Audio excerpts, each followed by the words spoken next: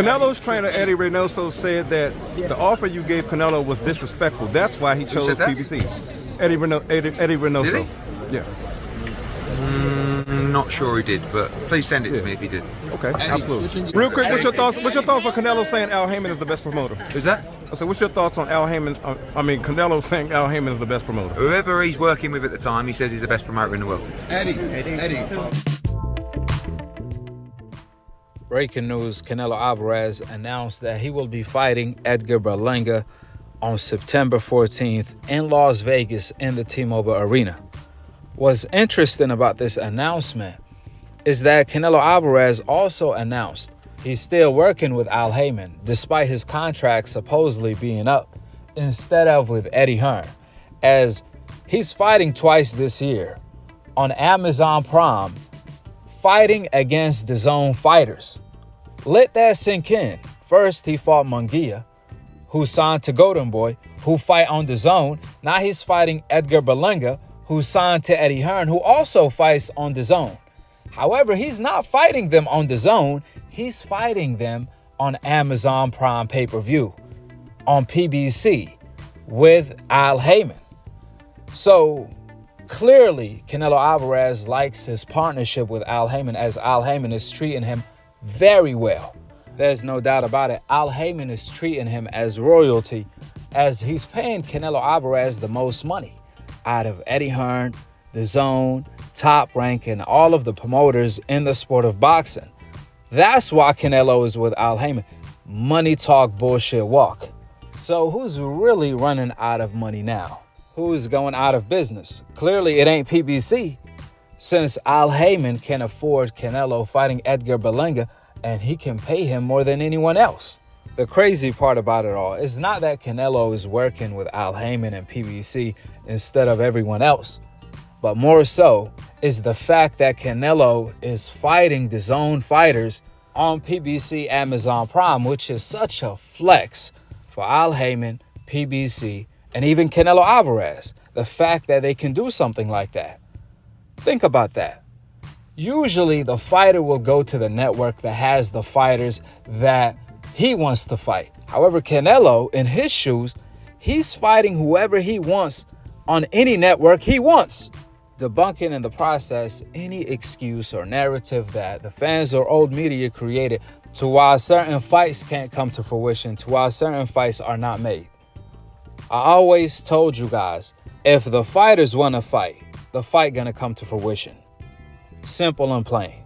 Remember when the Canelo fans was running with the excuses? The reason why Canelo is not fighting Benavidez is because PBC is going out of business. Well, y'all look like a bunch of fools right now, respectfully, since Canelo is making y'all look like a fool.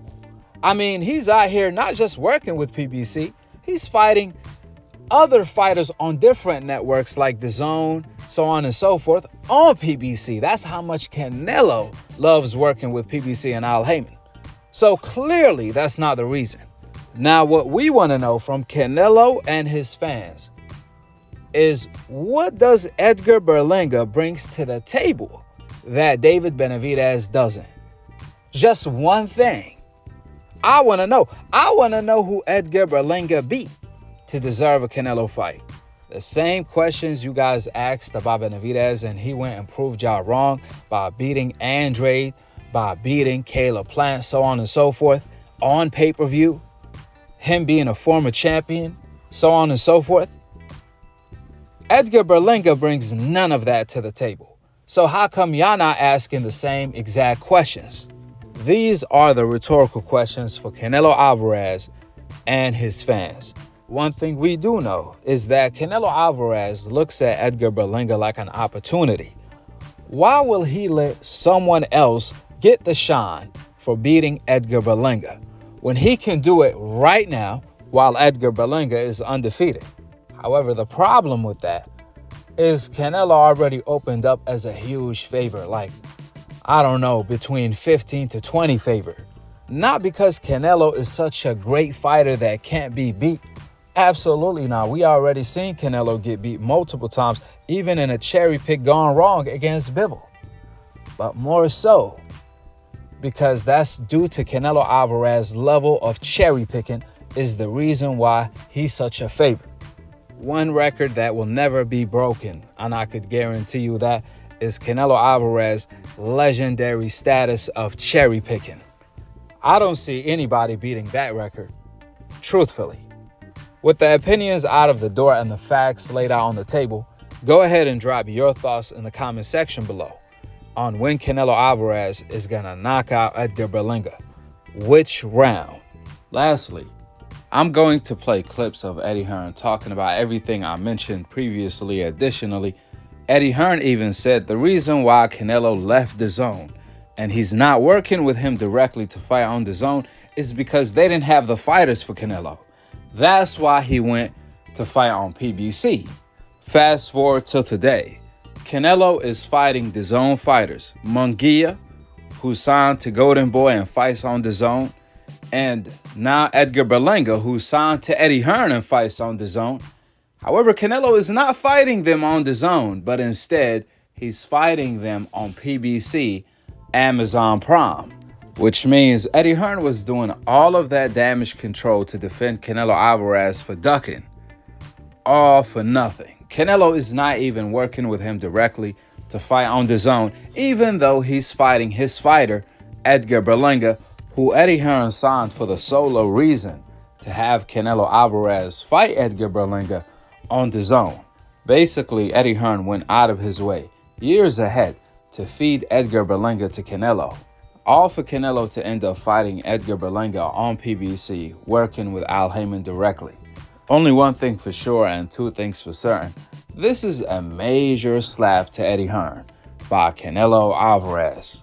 Subscribe below and to be continued on the next episode of Akhi TV. Peace out. Wa alaikum assalam wa rahmatullahi wa barakatuh.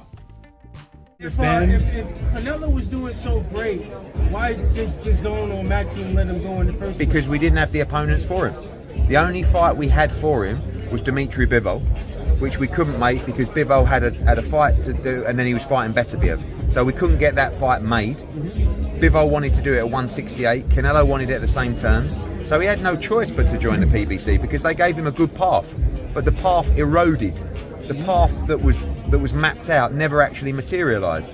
And he doesn't want to fight a guy. He was disappointed with the Charlo fight because Charlo ran for 12 rounds. He didn't even try and win the fight. And his brother will do the same. His brother might not even turn up. So you can't, you need a reliable plan. And a reliable plan, even if you think that, oh, you know, Munguia, Berlanga, oh, what about Benavidez? No problem. Like, when I've talked to Saul about Benavidez, like, the fact that people think he won't fight him, he actually laughs. You know, this is a guy, he's fought everybody. He'll fight Benavidez and we'll do that deal to fight Benavidez. But he wants activity, he wants a plan. Benavidez ain't for happening in May. So if you were able to get, if you're pulling out Benavidez, he's across the street. You could have been able to, when you had Canelo, why wasn't? Because the PBC don't want to work with anyone. And now they're fucked. Yeah? So you get to a situation where if I reached out to Benavidez, what the PBC do is they go, we're only making that fight on a PBC. Not, we'll give Benavidez the opportunity. And this is what people don't understand. They're not willing to let their guys go on another platform to take a chance to achieve greatness. It all has to happen with them only. Why do you think that? So how does because that's just how they operate. So what we do is we sign who we want to sign, the people who have the commercial value, not just guys because they've got a good name. Some of these guys, PBC have lost a lot of money on doing fights with those fighters. So you have to, the price has to be right, the business has to be right. But people like Benavidez, if we do manage to do a deal with Canelo Alvarez, we can do Munguia, we can do Berlanga, or if Benavidez wants to come and play, but it doesn't, we don't, when PBC do a deal, they only let you go and fight one of their fighters if you align yourself to PBC. What I wouldn't do to Benavidez is say, oh, you can fight Canelo Alvarez, but you've got to sign a 5-fight deal with Matchroom or Dazn. I just want to see a great fight. And Canelo Alvarez don't care about who's with who. He'll just say to me, this is what Canelo will say to me, Eddie, who am I fighting and how much? Would you at least understand the disappointment from everybody if it is Berlanga next? He's a very good fighter, but he hasn't really fought anybody. But you know, at the end of the day, Who is the other options? The only option right now on the table is Canelo never got Benavidez offers for May and all this big money that everyone's talking about. They said to him, you can fight Jermell Charlo, and by the way, the money that we promised you, we're not even promising you that anymore. He don't even want to fight Charlo. So he's got to look at other options. He's got to look at young fighters that are ready. If Benavidez wants to come and talk to us and make that fight, we can talk to him and make that fight, no problem. But if he's leaving the PBC because they haven't delivered on what was planned, you can't expect him to just like hang around and wait on them. So Munguia, I think, is the fight for May. Listen, if Berlanga happens in September, great, maybe he gets another big win in the meantime. If Benavidez wants to fight in September, Saul will fight all of them. He just wants to be active. Canelo's apparently leaving PBC, should be heading over to Matchroom. It's supposedly supposed to be like Berlanga and Munguia, as opposed to Benavidez and probably maybe a Jermell Charlo. In your opinion, a lot of people are saying that Canelo's taking the easier route. Do you think that Berlanga and Munguia... Let me tell you something about Canelo Alvarez. The most fearless fighter I've ever met. Trust me when I say Canelo Alvarez will fight anybody, right? He will fight Benavidez. He will fight Charlo. He will fight Munguia. He will fight Berlanga. What he wants is, he wants people that come to fight. What he doesn't want people to do is to come to survive. He was really disappointed with the Charlo fight because Charlo never come to fight. He never came to try and win the fight. And the problem with a fight against the brother, commercially it doesn't work, he probably won't come and try and win the fight either. Munguia is a guy that will come with everything to win that fight. He will put it on Canelo Alvarez, he will stand and fight with him. So will Berlanga, so will Benavidez. So in my opinion, what he doesn't want to do is fight Charlo. He's not interested in fighting Crawford. Crawford's a 147 pounder that's going to move around and try and box in and out of, like, he wants to fight Munguia, Benavidez, Berlanga. He wants to fight young fighters that come to win. So from our position, there's nothing done with Matchroom with Canelo Alvarez. We talk all the time. It would be an honour to bring him back to Matchroom and Dazn. We're going to certainly try to do so. But at the moment, we're just talking. But for everybody that says, oh, he's trying to avoid, look at his resume. He's never avoided anybody. And when he fights Benavidez, which I'm sure he does, that is a huge fight. And we would be happy to talk to Benavidez and try and make that fight with Canelo Alvarez. But what he wants right now is he wants a planned schedule, because clearly he's been messed around, and he wants to get back to fighting and knowing he's fighting, not doing one fight and then the goalposts move and then the opponents move. You know, let's get him back, finishing his career as strong as possible, as what he is, the greatest fighter of our generation. Eddie, real quick, you brought up PBC's financial situation, but Dazn has been raising their subscription costs. They're going to Saudi Arabia to get more money. Why is it that PBC are the ones where you could go there in trouble financially? But no one says that about Dazn when you guys are... Because they don't have a broadcaster that is paying them money to service their fighters. Yeah, but Dazn is raising costs. No, Dazn has the biggest budget in boxing, and continuously make sure. So they haven't raised their subscriptions at all? Yeah, of course they have. Everybody's raised their subscriptions over the past couple of years. But your question is, why is PBC struggling and why are Dazn not? The answer is Dazn pay a lot of money to promoters for rights fees to service their fighters and keep them active. PBC do not have a broadcaster that pay rights fees for a consistent schedule. Well, they have Amazon, right? No, they have a broadcaster where they've got a couple of pay-per-views that they have to take a risk on with no guarantees. They have no plan, they have no schedule, they have no regular content outside of pay-per-views that, quite frankly, aren't even really pay-per-views. And you cannot run a business, you cannot build a schedule, you cannot maintain and service your fighters if you do not have a broadcaster that is paying rights fees for regular Saturday night fight nights. Yeah, but outside of maybe the Saudi fights, what has what big fights have Dazn put on? Are you joking? Outside of the Saudi fights? Are you joking? No, I want to know. I mean, Haney against Garcia. I mean, this is now. We're talking about Katie Taylor, Anthony Joshua, Ryan Garcia. You got Ryan Garcia was with Tank last time. That's with a PBC fight. No, that was on Dazn. Do your maths. Also, he just fought Duarte. on Dazn, Okay. like a couple of months But ago. those are pay-per-view fights? No, or- they weren't. No, I know. That's what I'm saying. But I'm saying, I think you work for the PBC. no, I'm not. I'm just challenging you, bro. That's it.